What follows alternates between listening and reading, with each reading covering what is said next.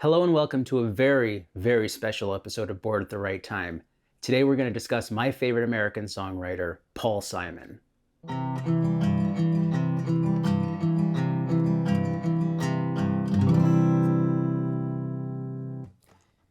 Last week, Paul Simon turned 80. I just can't believe it. I've been a fan for over 25 years, and his music deeply, deeply affects me. Whether it's Simon and Garfunkel or his solo career, I love it all.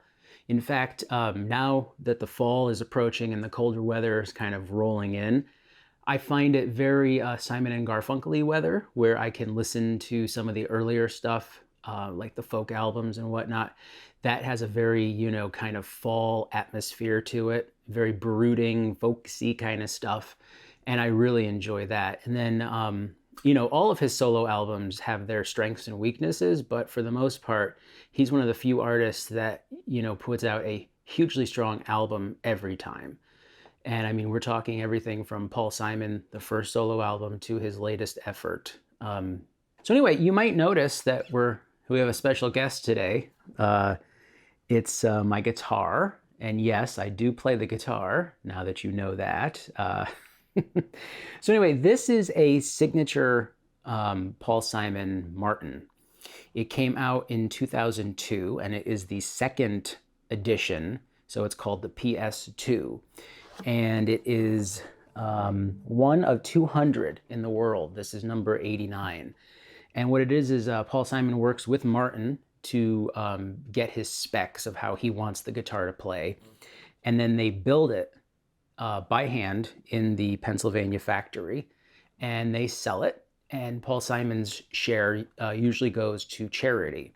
And it plays beautifully up and down the neck. The intonation is just wonderful. I love the sound of this guitar, and this is probably my most prized possession. And then just to make it even more special, Paul Simon and C.F. Martin the fourth, sort of the guy that runs the Martin brand now, sign it inside.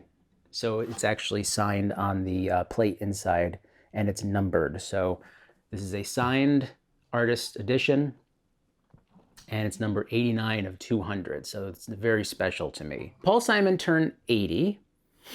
And here's a fun fact that not a lot of people know. Paul Simon is actually left-handed, but he plays right-handed guitar. Now, some of my other favorite artists that do that, one of which is Mark Knopfler. He's a lefty, but plays righty. One of the best guitar players in the world. And also one of the best drummers in the world is also like that. He's a lefty, but plays righty drums. And that's Ringo Starr, who I share a birthday with. So that's kind of cool. It's a very special thing to be left-handed, I guess. Very talented. But yeah, so I've seen him in concert, if you can count it, 17 times. I think he's, next to Ringo, he's probably the most concerts I've been to by an artist. And the first one I went to see was in 1999 with Bob Dylan. And to be honest with you, I've never been a Dylan fan.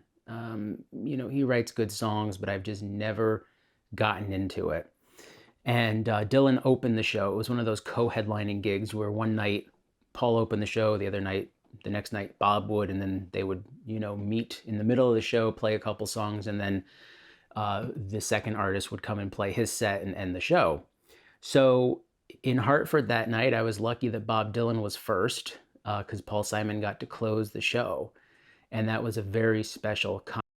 And he did a lot of songs from Rhythm of the Saints. It was a very rhythmic tour. I think that was the first tour where he had like the four percussionists. And it was also the first tour that he brought on Mark Stewart, which is, his right-hand guy next, Vincent and Mark are his two, right-hand fellas. And Mark Stewart is such an amazing guitar player, and he invents instruments. So he builds his own. And if you've ever seen the Simon and Garfunkel shows from 03 and 04, he plays one of his, I think it's called a didgeridoo, but I'm not sure. But anyway, he plays and makes his own instruments. So that's pretty amazing. He sings, he plays the cello. So that was like the resurgence of Paul Simon's solo kind of performing career. Because after that, it was like nonstop touring for the next almost 20 years until he retired from touring in 2018. And I saw three of those shows, his farewell, his Homeward Bound farewell shows. In fact, I was at the last show on two continents, which is kind of cool. Originally, they scheduled the British show in Hyde Park. That was going to be his final performance, period. But then I guess, he kind of ran out of time and didn't have time to do New York, which is his home borough, So what they did was they kind of changed that to farewell, his last European concert. And then the Queen's show was his last actual concert. I mean, granted, he's played one-offs here and there, but not touring. He hasn't toured, consistently since 2018 when he gave it up. So again, I went to the Hyde Park show, which was amazing. I flew to England and with my best friend, and we kind of it was an amazing night. Wasn't too hot, wasn't too meek, not too bold. If you name that song, you get extra credit. Put it in the comments. And then we went to one of the Madison Square Garden shows, the second night, which that was probably the hands down best concert. He was in such great form, in a great mood. And it was also the first night that Edie Brickell came on and whistled me and Julio. He just, he's such an awful whistler.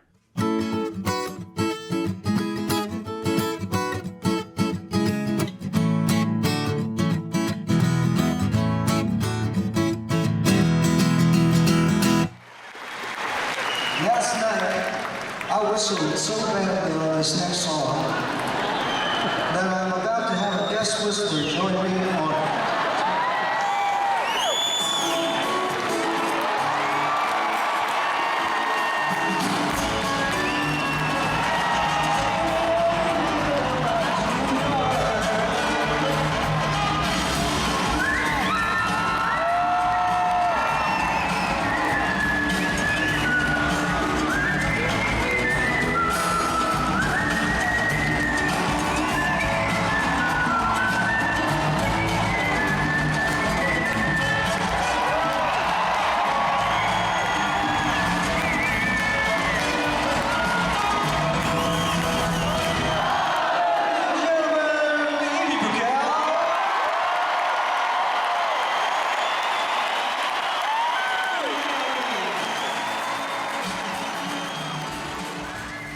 Let's see if that gets flagged. Anyway, with him and Artie and solo and everything, it's 17 concerts. That's pretty impressive. And I was able to see Simon and Garfunkel twice. That was a highlight because, again, I don't think either of them have a reunion in them. They're not currently getting along. I'm so glad I got to see those shows. Actually, I saw three. I went down to Jazz Fest in 2010, but unfortunately Artie lost his voice, and that was really a sad day because he kind of stumbled through the show and Paul Simon carried him, and it must have been heart-wrenching for him to have to not only fulfill the gig, but not be able to sing. That was probably tough. My favorite solo album you'd think would be Graceland with my signed poster, but no. It's actually There Goes Rhymin' Simon. I really love that album. I think, Still Crazy After All These Years is good, but I really think There Goes Rhymin' Simon has a much more better selection, and I really think that if I could choose what wins album of the year, I would, in the 70s, I would choose that one. I really think that's a solid album from start to finish. And then one of my favorite songs is One Man's Ceiling is Another Man's Floor. I just love that song. So in 2011, I saw Paul Simon 4 times, and I was lucky enough to see him at Webster Hall. And that was the night that they recorded the DVD. I'm actually on the DVD a couple times. You see me singing. And I remember that night perfectly clear. The doors open at like 4, and I stood for I don't know, maybe 10 hours on my feet. My feet were killing me at the end of the night. But anyway, while I was sort of waiting and milling around inside before a lot of people showed up, I went around a corner and actually bumped into someone who it was Bikiti Kumalo. The reason I bring that up is I'd like to tell you a story about the night I met the man himself, Paul Simon.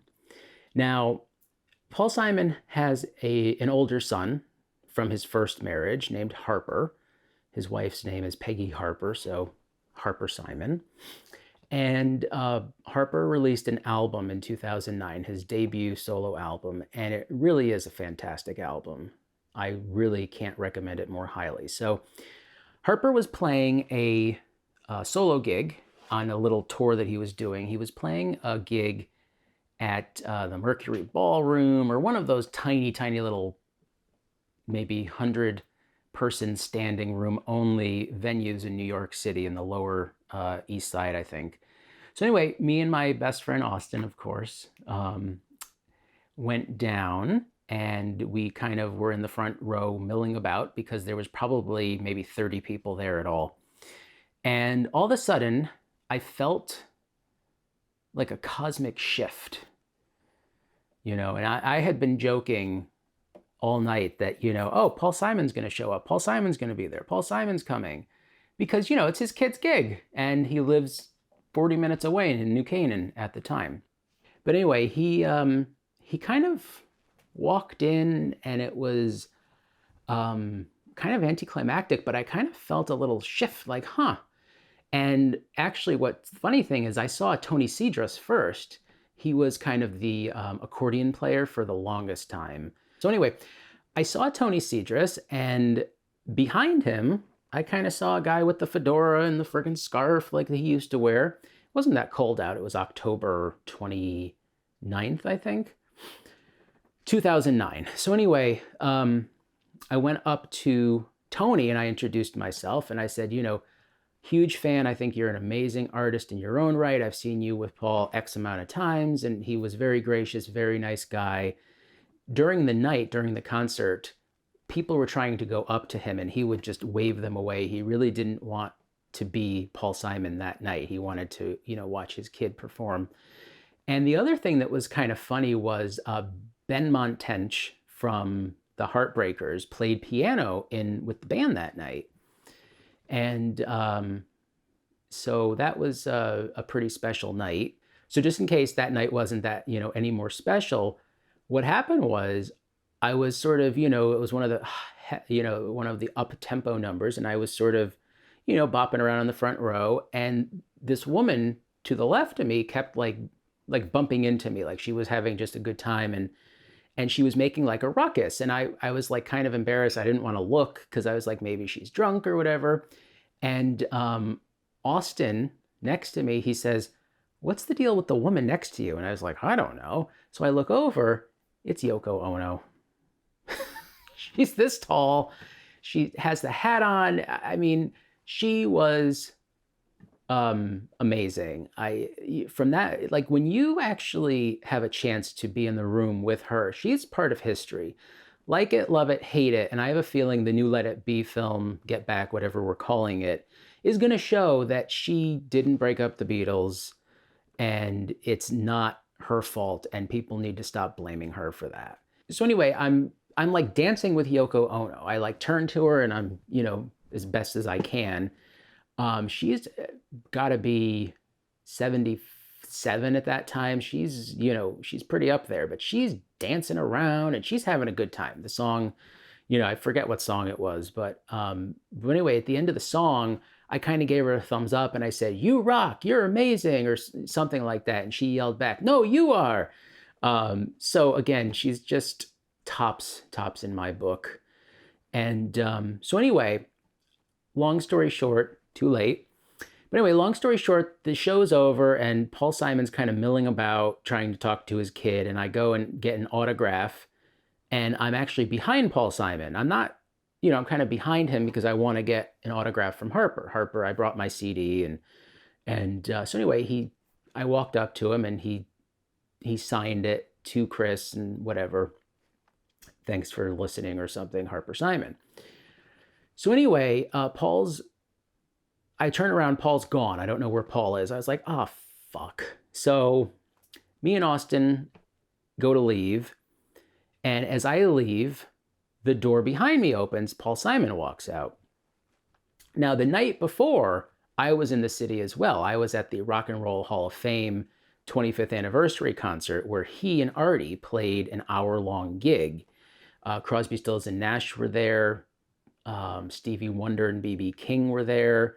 Bruce Springsteen was there with John Fogerty, Billy Joel, and a bunch of other people. I mean, it was like a 6-hour-long night.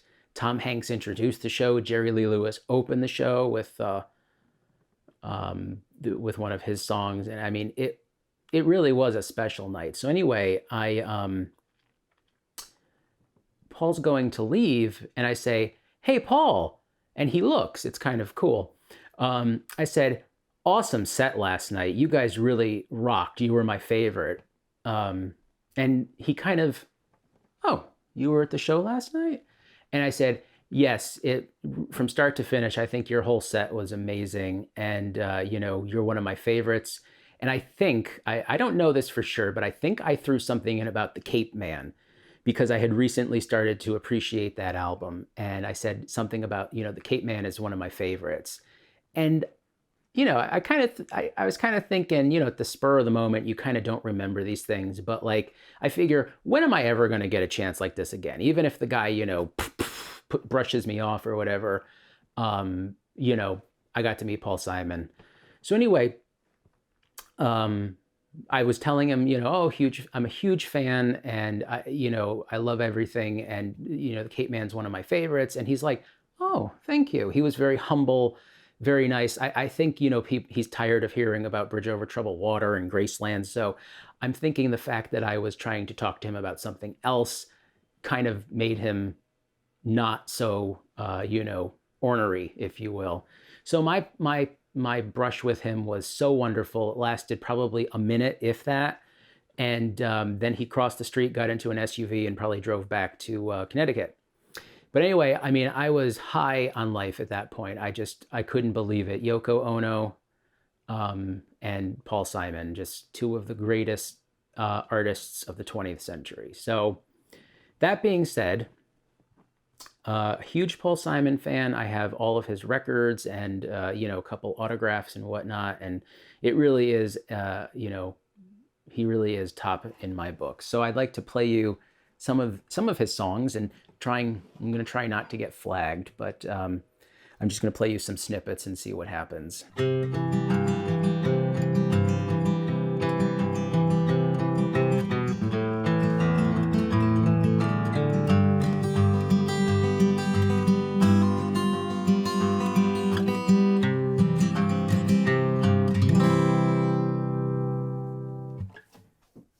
Okay, now we get the capo. These are going to be easy, but then they're going to get hard, okay?